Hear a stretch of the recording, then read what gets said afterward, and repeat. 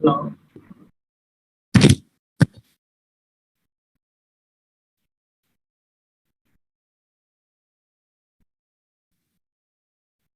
Sound কি clear আমার?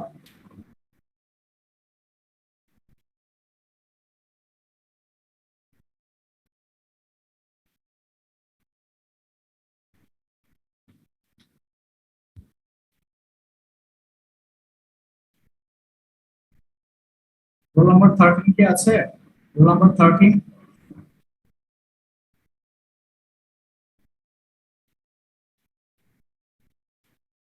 Roll number 17,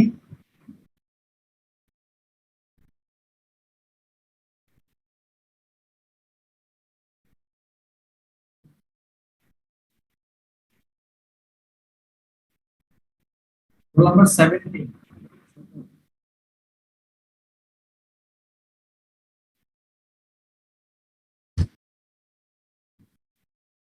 roll number 26,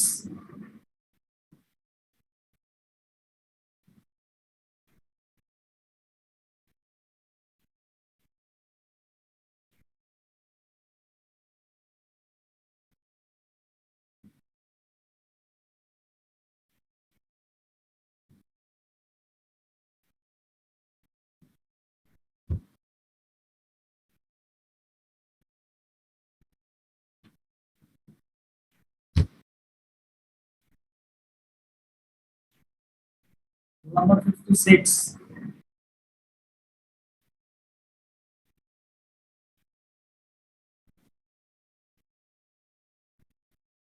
CR কই? সিআর কি আসছে এখনো?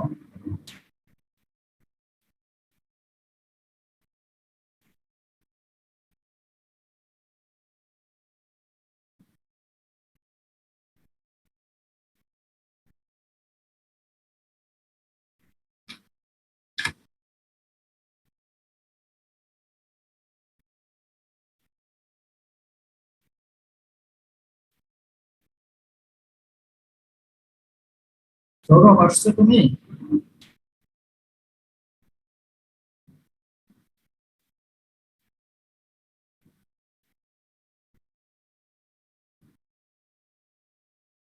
সৌরভ শুনতে পাচ্ছ? জি স্যার, শুনতে পাচ্ছি স্যার। তোমার প্রতিদিন লেট হচ্ছে কেন জয়েন করতে?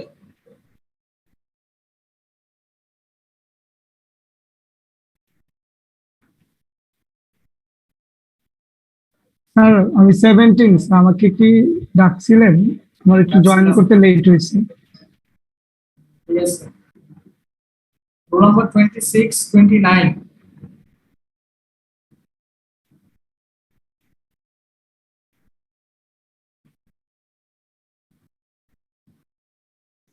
Sir roll number 24 sir.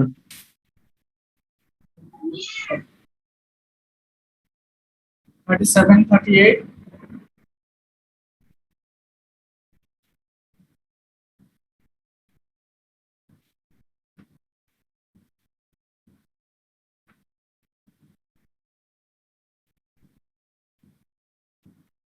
Three কি আছো? 53,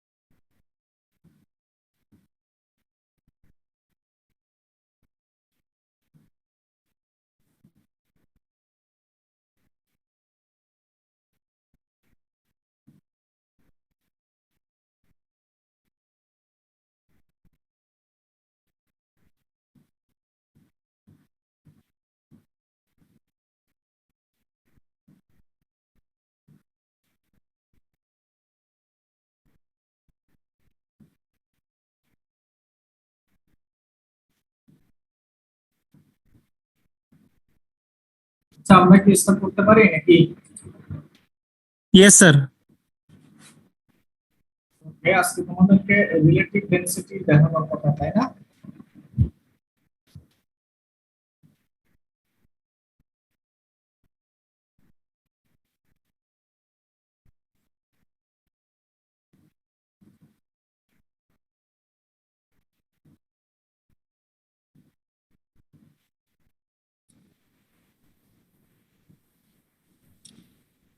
স্লাইড কি দেখা যাচ্ছে?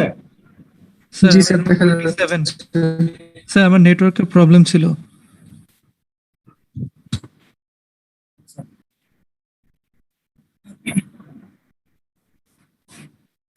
আজকে আমরা দেখবো হচ্ছে রিলেটিভ ডেনসিটি অফ স্যান্ড। আমরা প্রিভিয়াস ক্লাসে দেখেছিলাম in situ density or that means in situ bio density of soil. তো অনেক সময় আমরা এই দুটো ডেনসিটির মধ্যে কনফিউজড হই। একটা ছিল হচ্ছে তোমার মানে আমরা ফিল্ড থেকে স্যাম্পলটা নিয়ে এসে করতে হয়, এখানে কিন্তু ফিল্ড থেকে একটা স্যাম্পল নিতে হয় এবং পাশাপাশি এখানে ল্যাবরেটরির কিছু টেস্ট ইনভলভ থাকবে। দুইটা মিলিয়ে হচ্ছে আমরা রিলেটিভ ডেনসিটিটা বের করতে পারবো। এটা জেনারেলি গ্রানুলার সয়েলের জন্য আমরা ইউজ করতে পারি।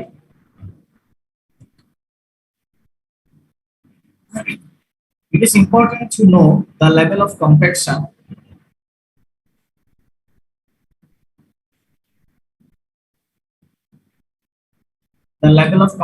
that has been achieved on earthworks or on existing earth. Earthworks অথবা existing earth বলতে বোঝাচ্ছে যেখানে আমরা সয়েল রিলেটেড বা সয়েল ম্যাটেরিয়ালের মধ্যে যে কম্প্যাকশনটা হয় সেটাকে মিন করা হচ্ছে। এটা যে কোনো ধরনের আর্থ ওয়ার্কস বা সয়েল ওয়ার্কস হইতে পারে বা যে কোনো ধরনের এক্সিস্টিং গ্রাউন্ড কন্ডিশন হইতে পারে। Soil's unit weight value alone cannot tell its compaction level since the ranges of unit weight vary depending on the types of soil. বলা হচ্ছে কি শুধুমাত্র সয়েলের ইউনিট ওয়েট জানা থাকলে মানে ওই সয়েলটা এক্স্যাক্টলি কোন ধরনের কম্প্যাকশন লেভেল মেইনটেইন করে সেটা সম্পর্কে কিন্তু আমরা আইডিয়া পাই না। That means unit weight not sufficient. তাহলে সয়েলের এক্সিস্টিং কম্প্যাকশন লেভেলটা কি রকম, এটা কি লুজ কন্ডিশনে আছে সয়েলটা, নাকি ডেন্স কন্ডিশনে আছে, নাকি মিডিয়াম কন্ডিশনে আছে, এক্স্যাক্টলি তার কম্প্যাকশন লেভেলটা কি রকম সেটা কিন্তু আমরা ডাইরেক্টলি ইউনিট ওয়েট দিয়ে বুঝতে পারি না। In order to indicate the level of compaction relative to the densest and the loosest, তাইলে রিলেটিভ শব্দটা যখন আমরা ইউজ করি তখন কিন্তু একটার সাপেক্ষে আরেকটা ডেনসিটি কি রকম সেটা কিন্তু মিন করে। এখানে বলা হচ্ছে যে লেভেল অফ কম্প্যাকশনটা আমরা ডিটারমাইন করব কার কার সাপেক্ষে, তিনটা ফ্যাক্টরের রেসপেক্ট। একটা হচ্ছে ওই সয়েল স্যাম্পলটা যদি ডেন্সেস্ট কন্ডিশনে থাকতো তাইলে তার ডেনসিটি কি রকম থাকতো, একই সয়েল স্যাম্পলটা যদি লুজেস্ট কন্ডিশনে থাকতো তখন তার ডেনসিটি কি রকম থাকতো, আর ন্যাচারালি বা এক্সিস্টিং কন্ডিশনে সয়েলের ডেনসিটিটা কি রকম, এই তিনটে ডেনসিটির উপর বেস করে আমরা level of compactionটাকে কি করতে পারি, ডিফাইন করতে পারি। For a specific soil, mostly for granular soil, যেটা আমি একটু আগেই বলেছিলাম, রিলেটিভ ডেনসিটি যেটাকে আমরা ডি আর ডি এ রিপ্রেজেন্ট করি, রিলেটিভ ডেনসিটি ইজ ইন্ট্রোডিউসড। তাহলে এই কারণে বেসিক্যালি রিলেটিভ ডেনসিটিটা দরকার হয় যে ইউনিট ওয়েট দিয়ে শুধুমাত্র সয়েলের ডেনসিটি বা ইউনিট ওয়েট দিয়ে আমরা তার কম্প্যাকশন লেভেলটা ডিটারমাইন করতে পারি না। তো সেক্ষেত্রে ওই সয়েল স্যাম্পলের যদি রিলেটিভ ডেনসিটিটা জানা থাকে তখন কিন্তু আমরা তার লেভেল অফ কম্প্যাকশনটা কিরকম সেটা সম্পর্কে আইডিয়া পাবো। এটাই ছিল main স্কোপটা। The term relative density is commonly used to indicate the in situ denseness or looseness of granular soil. এটাও কিন্তু in situ or in place or field. That means existing condition বা field condition এ যে কোনো granular soil স্যাম্পলের level of কম্প্যাকশনটা কি রকম, that means ডেন্সনেস বা লুজনেসটা কি রকম কোন পর্যায়ে সেটা আমরা জানতে পারি রিলেটিভ ডেনসিটির মাধ্যমে। রিলেটিভ ডেনসিটি অফ, যেটাকে আমরা ডেনসিটি ইনডেক্সও বলি, is the ratio of the difference between the weight ratios of a cohesionless soil in its loosest state and existing natural state to the difference between its weight ratio in the loosest and densest states. তাহলে এখানে কয়টা state দেখতে পাচ্ছি আমরা, বা কয়টা situation বা কয়টা কন্ডিশন দেখতে পাচ্ছি? তিনটা। একটা হচ্ছে natural state, that means existing state, একটা হচ্ছে লুজেস্ট স্টেট, একটা হচ্ছে ডেন্সেস্ট স্টেট, এবং এই তিনটা স্টেটই হচ্ছে সেম স্যাম্পলের জন্য। তাহলে এই তিনটা স্টেটের মাধ্যমে আমরা যে তিন ধরনের ভয়েড রেশিও পাবো, এখানে রিলেটিভ ডেনসিটিটা আমরা ফার্স্ট যে বেসিক ইকুয়েশন, সেই রিলেটিভ ডেনসিটির ইকুয়েশনটা আমরা ভয়েড রেশিওর মাধ্যমে পাচ্ছি। পরবর্তীতে আমরা অন্য ডেনসিটির মাধ্যমে এটাকে রিপ্রেজেন্ট করতে পারবো। তাইলে আমরা তিনটা স্টেটের ভয়েড রেশিও আমাদের জানা থাকতে হবে। একটা হচ্ছে ন্যাচারাল স্টেট বা এক্সিস্টিং স্টেটের সয়েলের ভয়েড রেশিও কত, ওই সেম সয়েলের লুজেস্ট কন্ডিশনে ভয়েড রেশিও কত, ওই সেম সয়েলের ডেন্সেস্ট কন্ডিশনে ভয়েড রেশিও কত। তাহলে এই তিনটা স্টেটের তিনটা ভয়েড রেশিও যদি আমরা জানতে পারি বা বের করতে পারি, তাহলে আমরা রিলেটিভ ডেন্সিটি, ওই স্যাম্পলের রিলেটিভ ডেন্সিটিটা বের করতে পারবো। তাহলে এটাকে আমরা যদি জেনারেল এক্সপ্রেশনটা দেখি, এটা এরকম হয়। এটাকে জেনারেলি আমরা পার্সেন্টেজে রিপ্রেজেন্ট করি।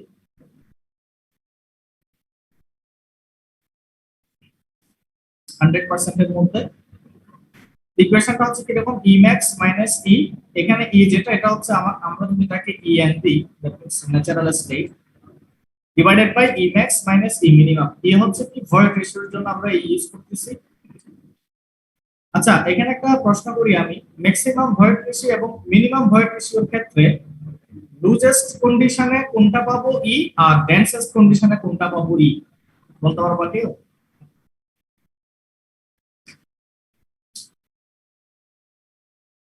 স্যার লুজেস্ট কন্ডিশনে আসলে ইটা ম্যাক্সিমাম পাবো, এক্স্যাক্টলি। আর ডেন্স কন্ডিশনে মিনিমাম। সয়েল স্যাম্পলটা যদি লুজেস্ট কন্ডিশনে থাকে, দ্যাট মিন্স লুজ কন্ডিশনে থাকে, সেক্ষেত্রে আমরা ভয়েড রেশিওটা বেশি পাবো, তাই না? জি স্যার। আর যদি ডেন্স কন্ডিশনে থাকে তাহলে তার উল্টোটা হবে, দ্যাট মিন্স আমরা ভয়েড রেশিও পাবো কি মিনিমাম, তাই তো? আর যদি আমরা ডেনসিটি রেসপেক্টে বলি, লুজ কন্ডিশনে ডেনসিটি বেশি পাবো নাকি ডেন্স কন্ডিশনে ডেনসিটি বেশি পাবো সয়েলে? Sir dense condition. Dense condition, exactly. তাহলে আমরা যখন ভয়েড রেশিও থেকে যখন আমরা ডেনসিটিতে ট্রান্সফার করব ইকুয়েশনটাকে, তখনও কিন্তু আমাদের ম্যাক্সিমাম ডেনসিটি, মিনিমাম ডেনসিটি এগুলো দরকার হবে। আর এখানে শুধুমাত্র এই যেটাকে আমরা এখন দেখলাম ইএন হিসেবে, সেটা হচ্ছে natural void ratio, that means existing কন্ডিশনে আমরা যদি ফিল্ড থেকে একটা স্যাম্পল এখন গিয়ে নিয়ে আসি, ওই ন্যাচারাল কন্ডিশনে বা ফিল্ড কন্ডিশনে ওই স্যাম্পলের মধ্যে ভয়েড রেশিও কত, সেটাই হচ্ছে আমার ইএন। তাইলে এই তিনটা ভয়েড রেশিও জানলে আমি রিলেটিভ ডেনসিটিটা বের করতে পারবো। The values of relative density may vary from a minimum of 0%, এগুলো হচ্ছে আইডিয়াল কেস 0% বা for very loose soil to a maximum of 100%, এটাও ideal case for very dense soil। তাহলে বলা হচ্ছে কি, সয়েলটা যদি খুব বেশি লুজ কন্ডিশনে থাকে সেক্ষেত্রে আমরা রিলেটিভ ডেনসিটি 0 পাইতে পারি আইডিয়াল কেসে, আর যদি খুব বেশি ডেন্স কন্ডিশনে থাকে সেক্ষেত্রে আমরা রিলেটিভ ডেনসিটিটা 100% পাইতে পারি। যদিও বা এই দুটো রেঞ্জ হচ্ছে আসলে আইডিয়াল, প্র্যাকটিক্যালি কিন্তু আমরা 0% পাবো না বা 100% পাবো না। In place soil or in situ soils seldom have relative densities less than 20 to 30%। বলা হচ্ছে কি, নরমালি রিলেটিভ ডেনসিটিটা জেনারেলি যেটা দেখা যায় যে 20% এর অ্যাবাভ থাকে সব সময়, 20% এর অ্যাবাভ, খুবই রিয়ারলি 20% এর নিচে নামে। Compacting a granular soil to a relative density greater than about 85% is difficult। তাহলে আমরা একটা মানে প্র্যাকটিক্যালি একটা রেঞ্জ পাচ্ছি, কিন্তু একটা আইডিয়াল রেঞ্জটা ছিল 0 to 100, কিন্তু আমরা প্র্যাকটিক্যাল সিচুয়েশন যদি কনসিডার করি তাহলে আমরা রেঞ্জটা পাচ্ছি আসলে কত থেকে কত? 20 থেকে 85। 20 থেকে 85, ইয়েস এক্স্যাক্টলি। এবং এটার উপর বেস করে আমরা কিন্তু একটা চার্ট পাচ্ছি, যে ওই যে বলেছিলাম আমরা লেভেল অফ কম্প্যাকশনটা জানতে যাচ্ছি, যে আমাদের যদি রিলেটিভ ডেনসিটি জানা থাকে সেটার উপর বেস করে আমরা ওই সয়েল স্যাম্পলের লেভেল অফ কম্প্যাকশনটা কি রকম সেটা আমরা জানতে পারবো। তাহলে এখানে দেখো রিলেটিভ ডেনসিটি পার্সেন্টেজে কিছু রেঞ্জ দেওয়া আছে। তো নরমালি এই রেঞ্জে খুব কম থাকে, খুবই রিয়ার 0 to 50, আর হচ্ছে 85 to 100, এটাও খুব রিয়ার। আর বাকি যে তিনটা ক্যাটাগরি এগুলাই ম্যাক্সিমাম পাওয়া যায়, that means loose compaction, medium compaction আর হচ্ছে ডেন্স কম্প্যাকশন, এই তিনটা স্টেটেই বেসিক্যালি বেশি পাওয়া যায়। The relationship for relative density can also be defined in terms of porosity। তাহলে আমরা সেম ফর্মুলাটাকে একটু আগে যে ফর্মুলাটা দেখেছিলাম সেটা হচ্ছে ভয়েড রেশিওর মাধ্যমে, এটাকে আমরা জাস্ট কনভার্ট করে আমরা পোরোসিটির মাধ্যমে রিপ্রেজেন্ট করতে পারি। তাইলে বলো যে লুজ মানে লুজ কন্ডিশনে পোরোসিটি বেশি হবে নাকি ডেন্স কন্ডিশনে পোরোসিটি বেশি হবে? ডেন্স কন্ডিশনে পোরোসিটি কম হবে। আর লুজ কন্ডিশনে হচ্ছে আমার পোরোসিটি বেশি হবে। বেশি হবে। Yes. তাহলে আমরা চাইলে আমরা যদি পোরোসিটি বের করতে পারি তাহলে কিন্তু আমরা এভাবেই রিলেটিভ ডেনসিটি বের করতে পারি। The relative density can be expressed in terms of maximum and minimum dry unit weights or density. এটা হচ্ছে আরেকটা অল্টারনেটিভ ফর্মুলা। তাহলে আমরা টোটাল তিনটা ফর্মুলা দেখতেছি। প্রথমটা হচ্ছে ভয়েড রেশিও, এরপর হচ্ছে পোরোসিটি, এরপর হচ্ছে ড্রাই ডেনসিটি। তাহলে আমরা যদি ড্রাই ডেনসিটি বের করতে পারি, তিনটা সিচুয়েশনে যদি আমরা ড্রাই ডেনসিটি জানি তাহলে সেক্ষেত্রে আমরা কি বের করতে পারবো? Relative density. এবং আমরা থার্ড ওয়ান যে এক্সপ্রেশন এটাই বেসিক্যালি আমরা টেস্টে ইউজ করি। তাইলে এখানে কি কি পাচ্ছি? রোড যদিও বা গামা ডি রোডি একই জিনিস। সেক্ষেত্রে রোডি হচ্ছে তোমার এটা হচ্ছে তোমার ফিল্ড কন্ডিশনে যেটা ড্রাই ডেনসিটি সয়েলের ফিল্ড কন্ডিশনে, আর হচ্ছে এটা হচ্ছে minimum dry density. Minimum dry density আমরা কখন পাবো? লুজ না ডেন্সের জন্য? মিনিমাম ড্রাই ডেনসিটি কখন পাবো? লুজ না ডেন্স? ড্রাই ডেন্সিটি তো স্যার কম, তার মানে লুজ কন্ডিশনে আছে। তাহলে লুজ কন্ডিশনের জন্য আমরা ড্রাই ডেনসিটি মিনিমাম পাবো, আর ম্যাক্সিমাম কোন ক্ষেত্রে পাবো? ডেন্স কন্ডিশনে, তাই তো? আচ্ছা, আর এটা হচ্ছে ন্যাচারাল কন্ডিশন। এখন এখানে একটা কথা বলে রাখি, আমরা স্যাম্পলটা দুইভাবে ইউজ করতে পারি। একটা হচ্ছে ময়েস্ট স্যাম্পল। যদি আমরা ময়েস্ট স্যাম্পল নিয়ে কাজ করি তাহলে সেক্ষেত্রে কিন্তু ওই ময়েস্ট স্যাম্পলের ওয়াটার কন্টেন্টটা বের করে নিতে হবে বা ময়েশ্চার কন্টেন্ট। তাইলে তখন আমরা ময়েস্ট ডেনসিটি থেকে ড্রাই ডেনসিটিটা বের করতে পারবো ইজি।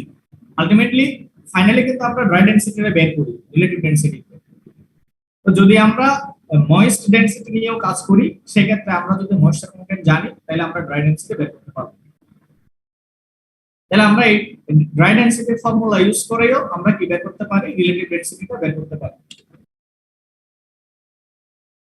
আচ্ছা, মিনিমাম ডেনসিটির জন্য ভয়েড রেশিও কিরকম হবে?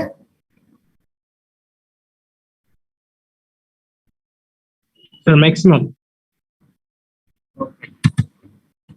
Relative density and percent compaction are commonly used for evaluating the state of compactness of a given soil mass. Percent compaction টা আমরা নেক্সট আরেকটা টেস্টে তোমাদের ক্লিয়ার করব যে পার্সেন্ট কম্প্যাকশনটা কিভাবে বের করতে হয় বা কি কাজে লাগে। তো আমরা আপাতত আজকে রিলেটিভ ডেনসিটিটা দেখাচ্ছি। আর commonly used for evaluating the state of compactness of a given soil mass. The engineering properties such as shear strength, compressibility, permeability of a given soil depend on the level of compaction. এই কারণে আমাদের আসলে relative ডেনসিটিটা জানতে হয়। Sir percentage compaction আর relative compaction কি একই জিনিস? Relative compaction কই বললাম আমি? না স্যার, এটা পার্সেন্ট কম্প্যাকশন আর রিলেটিভ কম্প্যাকশন কি একই জিনিস নাকি আলাদা জিনিস, এটা জানতে চাই। রিলেটিভ কম্প্যাকশন কোনো টার্ম হচ্ছে না তো, রিলেটিভ ডেনসিটি বলছি। রিলেটিভ কম্প্যাকশনটা ইউজ করি না, করা হয় না। তোমার প্রশ্নটা কি দুটার মধ্যে ডিফারেন্স, রিলেটিভ ডেনসিটি আর পার্সেন্ট কম্প্যাকশন নাকি? মানে স্যার পার্সেন্ট কম্প্যাকশন এই জিনিসটা আসলে কি, এটা জানতে চাচ্ছিলাম। এটাই তো বললাম যে আমরা এসপিডি যখন পড়বো, হ্যাঁ স্ট্যান্ডার্ড প্রক্টর টেস্ট, তখন পার্সেন্ট কম্প্যাকশনটা ক্লিয়ার করে দিবে, এখন না। বুঝতে পারলাম? জি স্যার, বুঝতে পারছি। হ্যাঁ, তখন কিন্তু যখন পার্সেন্ট কম্প্যাকশন শেখাবো তখন কিন্তু রিলেটিভ ডেনসিটির ভ্যালু জানতে হবে। বুঝা গেছে? জি স্যার। এখানে দেখো ASTM D2049 যেটা, এটা হচ্ছে স্ট্যান্ডার্ড রেফারেন্স 69 ভার্সন। যদিও বা এই কোডটা রিসেন্টলি ইউজ করা হয় না, এখন ইউজ করা হয় হচ্ছে ASTM D4253 16E1 ভার্সন। এই টেস্টের জন্য যে সেটআপটা, এই সেটআপটা আমাদের ল্যাবে এখনো পর্যন্ত না। এটার জন্য একটা ভাইব্রেটরি টেবল দরকার হয়, যে টেবলের উপর মোলটা রাখলে মোলটাকে ভাইব্রেট করানো যাবে। ওই সেটআপটা আমাদের ল্যাবে না। তো সে কারণে আমরা আপাতত STM D2049 এটা দিয়ে আমরা করব। এটা এখনো ইউজ করা যায়। তো STM যেটা D2049 এর নাম হচ্ছে test method for relative density of cohesionless soil. এটা আমরা এখানে কন্টাক্ট করব। আর নতুন যে কোডটা standard test methods for maximum index density and unit weight of soils using a vibratory table. যেহেতু এই সেটআপটা আমাদের ল্যাবে নাই, সুতরাং আমরা এই টেস্ট মেথডটা ইউজ করতে পারতেছি না। কি ইকুইপমেন্ট লাগবে? এখানে একটা প্রপার মোল্ড লাগে বা যে কোনো সিলিন্ড্রিক্যাল মোল্ড ইউজ করতে পারি। স্কেল দরকার হয়, স্কেলটা দরকার হয় মোল্ডের ডাইমেনশন বের করার জন্য। ব্যালেন্স দরকার হবে আমাদের ওয়েট নেওয়ার জন্য সয়েল স্যাম্পলের। এরপর ফানেলটা ইউজ করতে হবে একটা কাজে, আমরা দেখবো পরে। হ্যামার ইউজ করতে হয় কম্প্রেশনের জন্য। আচ্ছা, বেসিক্যালি এই কয়টা ইকুইপমেন্ট লাগে, এটা খুবই সিম্পল একটা টেস্ট। এটা হচ্ছে আমাদের সেই স্ট্যান্ডার্ড মোল্ড বা প্রক্টর মোল্ড যাই বলি না কেন। এই মোল্ডের মধ্যে দুইটা পার্ট, নিচেরটা হচ্ছে বেস প্লেট সহ, মেইন মোল্ড হচ্ছে নিচেরটা বেস প্লেট সহ, আর উপরের যেটা পোরশন দেখতে পাচ্ছি আমরা, এটাকে আমরা বলি কি কলার, কলার অফ দা মোল্ড। এটা অ্যাপ্রক্সিমেটলি 2 থেকে 3 ইঞ্চি এরকম হয়। তাহলে নিচের পার্টটা হচ্ছে আসলে বেস মোল্ড। আমাদের বেস মোল্ড হচ্ছে নিচেরটা উইথ বেস প্লেট, আর উপরেরটা হচ্ছে কলার। আর একটা ফানেল, ওই যে বলেছিলাম একটা ফানেল দরকার হয়, আর একটা হ্যামার, এটা হচ্ছে হ্যামার, উডেন হ্যামার। তারপর হচ্ছে স্টিলের স্ট্রেট এজ দরকার হবে স্যাম্পলটাকে ফ্ল্যাট করার জন্য বা লেভেল করার জন্য, আর একটা স্কেল দরকার হবে ডাইমেনশন বের করার জন্য। আর এই আমরা যখন কাজ করব, কাজ করার সময় এই মোল্ডটাকে এরকম একটা ট্রের উপর রাখতে হয়, যাতে করে স্যাম্পলগুলো যাতে ডিস্টার্ব না হয় বা নষ্ট না হয়। আর এই হচ্ছে আমাদের স্যাম্পল। যদিও তোমাদের এখানে ফিল্ডের স্যাম্পলটা দেওয়া হচ্ছে না, ফিল্ডের স্যাম্পলের ডেনসিটিটা আমরা তোমাদেরকে প্রোভাইড করব ক্যালকুলেশনের সুবিধার্থে। এখানে জাস্ট আমরা লুজেস্ট স্টেট এবং ডেন্সেস্ট স্টেট এই দুইটা কন্ডিশনের জন্য আমরা ওয়েট গুলো মেজার করব বা ডেনসিটি গুলো মেজার করব। ফিল্ড কন্ডিশনে যে ডেনসিটি সেটা তোমাদের প্রোভাইড করা হবে। তাহলে আমরা এখানে সয়েল স্যাম্পল নিলাম, এটা কিন্তু ড্রাই কন্ডিশনে, হ্যাঁ, সুতরাং এখানে কিন্তু আমরা ময়েস্ট ডেনসিটি পাওয়ার কোনো চান্স নাই। এখানে যা পাবো সবগুলা হচ্ছে কি ড্রাই ডেনসিটি। তাহলে এই হচ্ছে মোটামুটি ইকুইপমেন্ট যা যা লাগবে। আচ্ছা, প্রথমে বের করতে হবে যেটা যে ড্রাই ডেনসিটি মিনিমাম, যেটা দ্যাট মিন্স লুজেস্ট কন্ডিশন। তাহলে লুজেস্ট কন্ডিশনের জন্য কি করতে হবে একটু যদি দেখি আমরা। First determine the internal height and diameter. এটা কি জন্য লাগবে? ভলিউম বের করার জন্য। এগুলো তোমাদের প্রোভাইড করা হবে, হাইট এবং ডায়ামিটার। তাহলে ওখান থেকে আমরা ভলিউমটা বের করতে পারবো। Determine the mass of the mould, এবং মোল্ডের ওয়েটটা আমরা নিয়ে নিই। এই মোল্ডের ওয়েট নেওয়ার সময় আমরা ওই যে কলার যেটা আছে, কলারটা বাদ দিয়ে ওয়েটটা নিব। মাত্র original base mould with base plate, শুধুমাত্র এই মোল্ডটার ওজনটা নিব। Fill the mould with the soil sample approximately. আচ্ছা, ফিলিং এর যখন আমরা মোল্ডটা ফিল করব, তখন আমরা ওই যে এই ক্ষেত্রে আমরা যখন রোডি মিনিমাম বের করবো, এক্ষেত্রে কিন্তু কলারটা দিলেও দেওয়া যায়, আবার না দিলে কোনো সমস্যা নাই। কিন্তু যখন রোডি ম্যাক্সিমাম বের করবো, তখন কিন্তু কলারটা দিতে হবে মাস্ট। তাহলে এক্ষেত্রে বলা হচ্ছে কি fill the mould with the soil sample approximately 0.5 inch to 1 inch above the top of the mould. তাহলে মোল্ডের চেয়েও আমরা additionally 0.5 inch, that means half inch থেকে 1 ইঞ্চি পর্যন্ত লেয়ার বেশি নিব সয়েল স্যাম্পল যখনই আমরা ফিল করব মোল্ডটাকে। as loosely as possible by pouring the soil using a scoop or pouring device, that means funnel. Spiraling motion should be just sufficient to minimize particle segregation. এই জিনিসটা আমরা ভিডিওতে দেখতে পাবো কিভাবে স্পাইরালিং মোশনটা দেওয়া হচ্ছে। এটা নরমালি আমরা যখন লুজ কন্ডিশনে ওয়েটটা নিব, তখনই যে স্পাইরালিং মোশনে ফানেলটাকে মুভ করতে হয়, ফানেলের উপর স্যাম্পলগুলো ঢালতে হয় এবং ফানেলটাকে কন্টিনিউয়াসলি স্পাইরালি মুভ করতে হয়। এভাবে যদি আমরা মুভমেন্ট করাইতে পারি ফানেলটাকে উইথ স্যাম্পল, তাহলে সেক্ষেত্রে পার্টিকেল সেগ্রিগেশনটা কম হবে। Trim off the excess soil level with the top by carefully trimming the soil surface with a straight edge. তাহলে ওই যে 0.5 ইঞ্চ বা 1 ইঞ্চি বেশি নিব লেয়ার যে সয়েল স্যাম্পলটা, সেটাকে আমরা কি করে দিব, এই যে স্ট্রেট এজ দিয়ে তার টপ সারফেসটা আমরা ফ্ল্যাট করে দিব। দ্যাট মিন্স মোল্ডের টপ সারফেস যে লেভেলে থাকবে, ওই সয়েল স্যাম্পলের টপ সারফেসও যাতে সেম লেভেলে থাকে। Determine the record and weight of the mold and soil. তাহলে এখানে যে M1টা পাবো এটা আসলে বেসিক্যালি কি, এখানে কোন কোন ওয়েটটা থাকবে বলো তো? স্যার মোল্ডের ওয়েট আর ওই সয়েল স্যাম্পল মানে যেটা। ওই মোলটা ফিল আপ করার জন্য যে পরিমাণ সয়েল স্যাম্পল লাগবে, হ্যাঁ, এটাই হচ্ছে আমার M1। তাহলে এখানে জিনিস দেখো, আমরা মোল্ডের ওয়েটও জানি, মোল্ড প্লাস স্যাম্পলের ওয়েটও জানি, দুইটা ডিফারেন্স থেকে আমরা স্যাম্পলের ওয়েটটা পাবো, আর মোল্ডের ভলিউমও জানি। তাহলে এখান থেকে আমরা কি বের করতে পারবো, কি বের হবে এখান থেকে? Sir rho minimum. মানে মিনিমাম ড্রাই ডেনসিটি, তাই তো?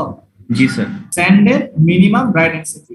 তাহলে এখানে যেটা মেইন ফ্যাক্টর সেটা হচ্ছে কি, যে সয়েলটা এমন ভাবে আমি মোল্ডে নিব যাতে করে সয়েলটা লুজ কন্ডিশনে থাকে। এই কারণে বেসিক্যালি এই যে স্পাইরালিং মোশনের মাধ্যমে স্যাম্পলটাকে ফানেলের মাধ্যমে মোল্ডে রাখা হয়। এবার আসি ম্যাক্সিমাম ড্রাই ডেনসিটিতে কিভাবে মেজার করব। Fill the mould with the soil again in 5 layers. পাঁচটা লেয়ারে মোল্ডটা ফিল আপ করতে হবে। সেক্ষেত্রে অবশ্যই মোল্ডের উপরে কলারটা ইউজ করতে হবে। Each layer having 20 blows of hammer all around the mold, এবং প্রত্যেকটা লেয়ারে 20 করে ব্লো দিতে হবে। তাহলে টোটাল কয়টা ব্লো?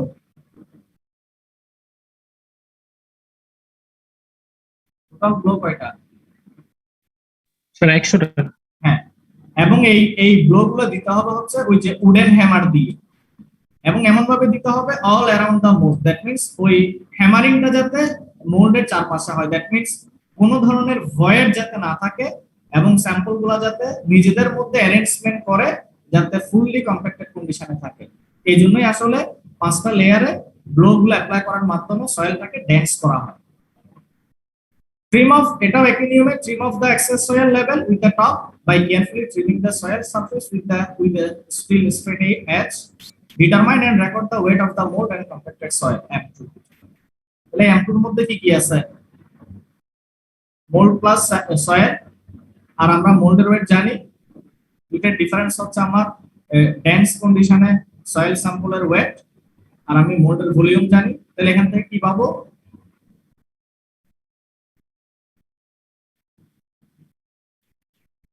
কি পাবো এখান থেকে?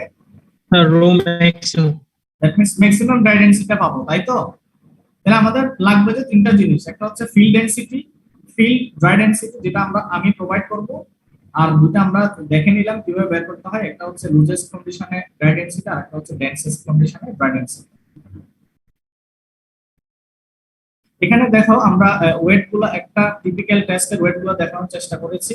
এটা হচ্ছে ব্ল্যাঙ্ক মোল্ড, এমটি মোল্ড, আর এটা হচ্ছে লুজেস্ট কন্ডিশনে, আর এটা হচ্ছে ডেন্সেস্ট কন্ডিশনে। বোঝা যাচ্ছে ওয়েট কিভাবে বাড়তেছে কমতেছে?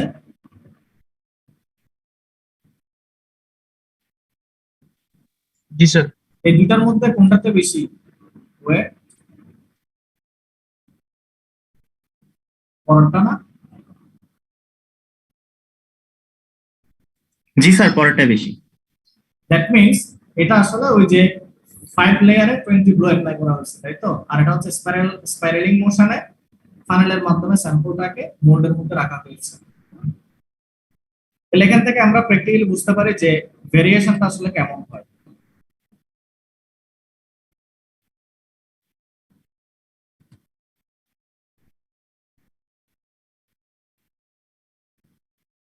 আচ্ছা, আমি আসলে ভিডিও গুলো খুব রাফলি দেওয়ার চেষ্টা করেছি, আমি পরে আবার এডিট করে তোমাদেরকে আবার একটা টিউটোরিয়াল পাঠাবো।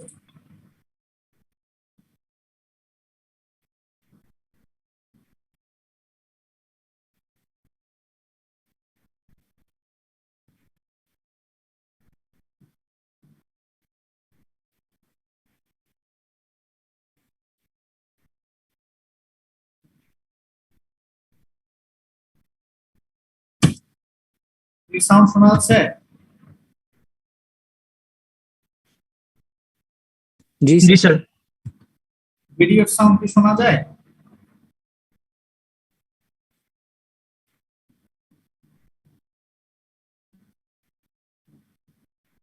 দাঁড়াও, ভিডিওটা আমি করি।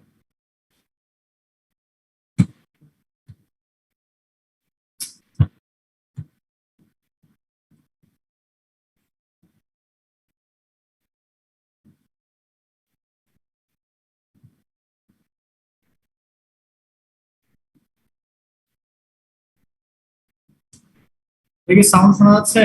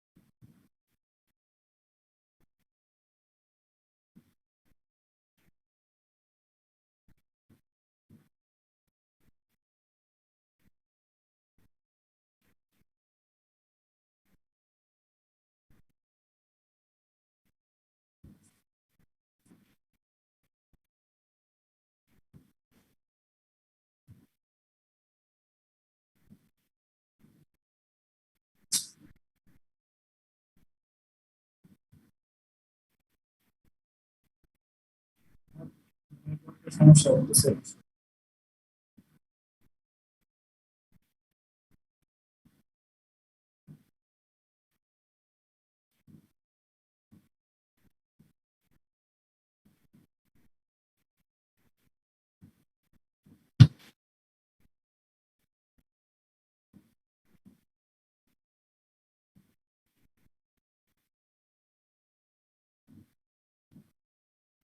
ভিডিওর কি সাউন্ড শোনা যায়? না স্যার। ভিডিওগুলো আচ্ছা, ফার্স্ট ভিডিওতে আমরা যেটা দেখা যায়, আমার মনে হয় নেটওয়ার্কের সমস্যার কারণে ঝামেলা করতেছে। প্রথম ভিডিওটা ছিল হচ্ছে তোমার ডাইমেনশন বের করা, আসলে বোঝার কিছুই নাই। আমরা একটু দেখার চেষ্টা করি। এটা হচ্ছে তোমাদের স্পাইরালিং মোশনে যে সয়েল স্যাম্পল গুলো দেওয়া হচ্ছে।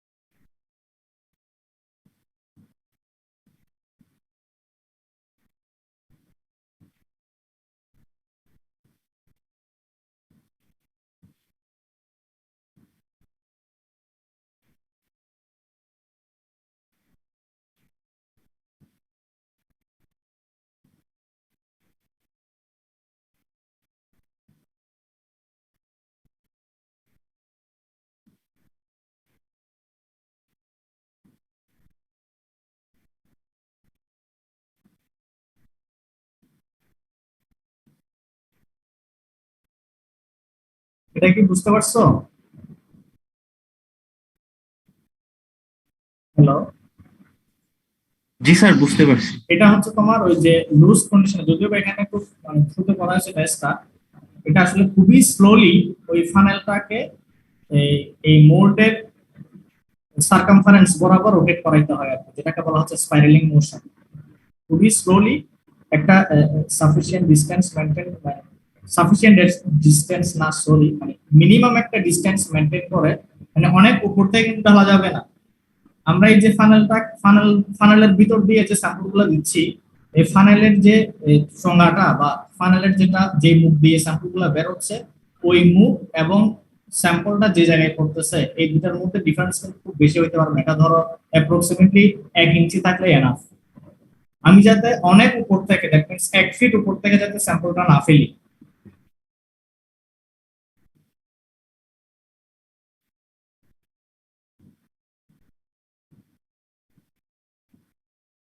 এটা হচ্ছে ডেন্স কন্ডিশনে এই যে কলারটা অ্যাড করা হয়েছে এখানে,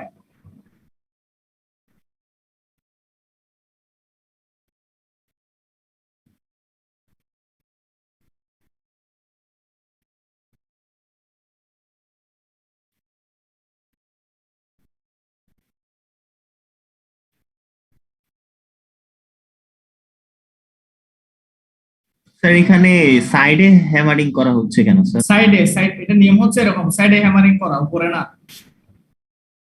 এক্সটেরিয়র সারফেসে, মানে স্যাম্পল গুলা, গ্রেন গুলা যাতে তাদের নিজস্ব পজিশনে যাতে সেটেল করা যেতে পারে, নিজেদের মধ্যে যাতে অ্যারেঞ্জমেন্টটা করতে পারে।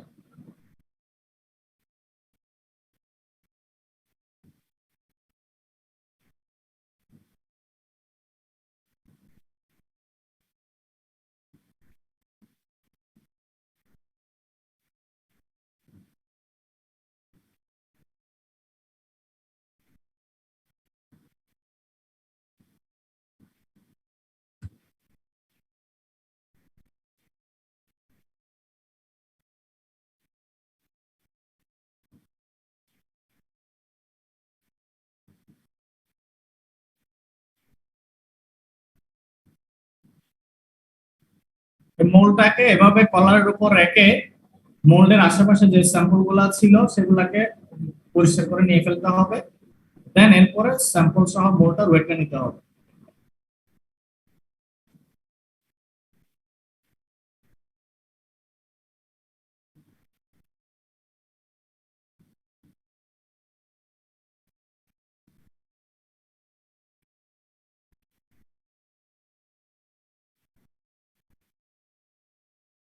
এভাবে লুজ কন্ডিশনে এবং ডেন্স কন্ডিশনে দুইবারই এভাবে স্যাম্পল গুলা ক্লিয়ার করার পরে দেন মোল্ড সহ স্যাম্পল সহ আবার ওয়েট নিতে হবে, যেটা আমরা M1 M2 হিসেবে দেখেছিলাম। আচ্ছা, যদিও বা আমরা এখানে ড্রাই স্যাম্পল ইউজ করেছিলাম, যদি ময়েস্ট স্যাম্পল যদি ইউজ করা হতো সেক্ষেত্রে আমরা যদি ময়েশ্চার কন্টেন্টটা জানতাম, ময়েশ্চার কন্টেন্ট বের করার পরে আমরা ময়েস্ট ওয়েটটা জানি, তারপরে ভলিউমটা জানি মোল্ডের, ওয়াটার কন্টেন্ট ইউজ করলে আমরা ড্রাই ডেনসিটিটা বের করতে পারতাম। আর যেহেতু এখানে ড্রাই কন্ডিশন আছে, এখানে ওয়াটার কন্টেন্ট বের করার দরকার নাই, এখানে আমরা ডিরেক্টলি যে ডেনসিটিটা পাবো সেটাই হচ্ছে আমার ড্রাই ডেনসিটি। লুজ কন্ডিশনে মিনিমাম ড্রাই ডেনসিটি আর ডেন্স কন্ডিশনে ম্যাক্সিমাম ড্রাই ডেনসিটি। ফাইনালি ইকুয়েশনটা আমরা প্রথমে দেখেছিলাম রেসিপির মাধ্যমে, এবং এটা রেজাল্ট যা আসবে সেটাকে 100 দিয়ে মাল্টিপ্লাই করে আমরা পার্সেন্টেজের রেজাল্টটা পাবো ফাইনালি।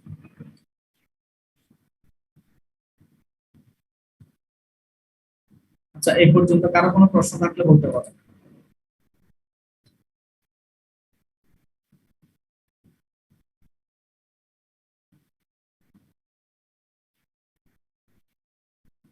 হ্যালো, শুনতে পাচ্ছ? স্যার মানে ওই যে ওইটা কম্প্যাকশন, নরমালি তো স্যার ফিল্ডে কম্প্যাকশন করা হয় রোলার দিয়ে, তো স্যার মানে লাইক প্রেসারটা তো উপর থেকে দেওয়া হয়, কিন্তু স্যার এখানে যে আমরা সাইড থেকে দিচ্ছি এর ফলে কি কোনো মানে চেঞ্জ হবে বা কোনো এরর বা এরকম কিছু? এটা আসলে এক এক কোডে এক এক রকম। যেমন তো আমরা যেটা এখানে যে কোডটা ফলো করেছি, যদিও বা এই কোডটা এখন ইউজ করা হয় না, এটা আমাদের ল্যাবে আগে আমরা করতাম না, যেহেতু এখন ব্যাকগ্রাউন্ড ট্রাবলটা নাই, তাহলে এই মুহূর্তে আমরা নতুন কোডটা এখন টেস্ট করতে পারবো না। তো আগে এটা কয়েকভাবে করা যায়। একটা হচ্ছে তোমার আগে যেটা করতে হবে, মানে হ্যামার দিয়ে, উডেন হ্যামার দিয়ে হ্যামারিং করার মাধ্যমে ডেন্স করা হতো, যেহেতু ড্রাই স্যান্ড, ড্রাই স্যান্ডের ক্ষেত্রে কিন্তু খুব একটা প্রবলেম হয় না, এই কোডটা কিন্তু ড্রাই স্যান্ডের ক্ষেত্রে ভ্যালিড এখন। কিন্তু যদি ময়েস্ট সয়েল নিয়ে কাজ করি তখন কিন্তু প্রবলেমটা হবে। তো সেক্ষেত্রে আমরা যেটা নতুন করে প্রেফার করতেছি সেটা হচ্ছে একটা ভাইব্রেটরি ট্যাবল থাকে, ওই ট্যাবলের উপর ওই মোলটাকে সেট করা হয় স্যাম্পল সহ, দেন একটা সার্টেন রেটে ভাইব্রেশনটা দেওয়া হয়। ওই ভাইব্রেশনের কারণে স্যাম্পল গুলোর মধ্যে যে ভয়েড গুলো ছিল বা গ্যাপ গুলো ছিল সেগুলো আস্তে আস্তে কি হয়ে যাবে, ফিল আপ হয়ে যাবে, সেটা অটোমেটিক্যালি ডেন্স কন্ডিশনে চলে যাবে। এছাড়াও আরো কিছু মেকানিজম আছে, যেমন ধরো মোল্ডের উপর একটা সাবচার্জ লোড অ্যাপ্লাই করা হয়, মোল্ডের উপর স্যাম্পল ঢালার পরে ওই স্যাম্পলের টপ সারফেসের উপর একটা এক্সটারনালি একটা লোড অ্যাপ্লাই করা হয়, কম্প্রেসিভ লোড বা সাবচার্জ লোড যেটাকে বলে। এটার মাধ্যমে কিন্তু সয়েলকে কি করা হয়, ডেন্স করা হয়। বিভিন্ন ভাবে ডেন্সটা করা যায়। আর লুজ কন্ডিশনে যেটা বললাম, এটা জেনারেলি ওই যে ফানেল দিয়ে স্পাইরালিং মোশনে স্যাম্পলটাকে আস্তে আস্তে ঢালতে হয়, এবং এই লুজ কন্ডিশনে স্যাম্পলটা নেওয়ার সময় কোনোভাবে যাতে মোলটা ভাইব্রেট না হয় এই জিনিসটা কিন্তু খেয়াল রাখতে হবে, মানে কোনো ধরনের ভাইব্রেশন যাতে না হয়। দ্যাট মিন্স ম্যাক্সিমাম লুজ কন্ডিশনে যাতে স্যাম্পলটা থাকে, কারণ ভাইব্রেশন হইলে কিন্তু সেটা লুজটা থাকবে না, সেটা ডেন্স কন্ডিশনে চলে যাবে আস্তে আস্তে। আর কোনো কিছু জানার আছে?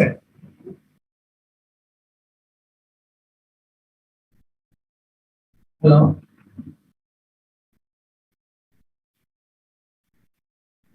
আর কোনো কোয়েশ্চেন আছে আর?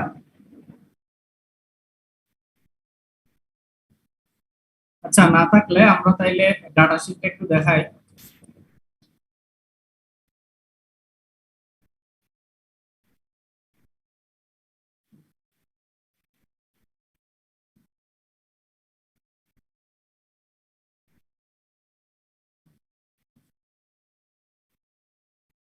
ডাটা শিটটা কি দেখা যাচ্ছে? জি স্যার দেখা যাচ্ছে। আচ্ছা, আমি একটু বড় করি। আচ্ছা, এখানে যে ইনফরমেশন গুলো তোমাদেরকে দিতে হবে আমি দেওয়ার চেষ্টা করেছি। ওয়েট অফ প্রক্টর মোডের ওয়েটটা সবার জন্য সেম, সবগুলা কেজিতে। এরপর হচ্ছে weight of proctor mould plus loose sand, এটা এটা সবার জন্য সেম না। একটা হচ্ছে লুজ কন্ডিশনে লুজ স্যান্ড এবং মোল্ডের ওয়েট, আর একটা হচ্ছে ডেন্স কন্ডিশনে ডেন্স স্যান্ড এবং মোল্ডের ওয়েট, দুটো ওয়েট দেওয়া আছে। আর সাইজ অফ মোল্ডটা এখানে দেওয়া আছে, হাইট হচ্ছে 18.5 সেন্টিমিটার, ডায়ামিটার হচ্ছে 15.5 সেন্টিমিটার। আর in situ dry unit weight of sand যেটা ফিল্ড ড্রাই ডেন্সিটি যেটা, সেটাও সবার জন্য দেওয়া আছে, 8টা গ্রুপের জন্য 8টা গ্রুপ। এই ডেটাগুলো ইউজ করে এখানে আসলে কি হিসাব করতে হবে বলতো? লুজ কন্ডিশন একটা dry density, that means minimum dry density. Dense condition একটা density, that means maximum dry density. আর ফিল্ড ডেন্সিটি তো অলরেডি দেওয়াই আছে, ফিল্ড ড্রাই ডেন্সিটি অলরেডি দেওয়াই আছে। তাইলে আমি ভলিউমও জানি, মোল্ডের যেহেতু ডাইমেনশন দেওয়া আছে এখান থেকে ভলিউমটা বের করে নিব। আর ওয়েটটা ডিফারেন্স থেকে পাবো, তাহলে ওয়েট পার ভলিউম করলে আমরা ডেন্সিটিটা পেয়ে যাবো। বুঝা গেছে? খুবই সিম্পল। ডাটা শিটটা কি বুঝছি? স্যার ওকে, এবার আর কারো কোনো প্রশ্ন থাকলে বলো। রিলেটিভ ডেন্সিটি নিয়ে আর কারো কোনো প্রশ্ন আছে?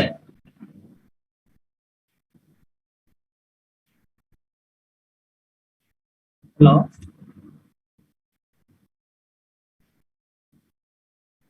আমায় কি শুনতে পাচ্ছ? স্যার জি স্যার শুনতে স্যার কারো কোনো কোয়েশ্চেন আছে?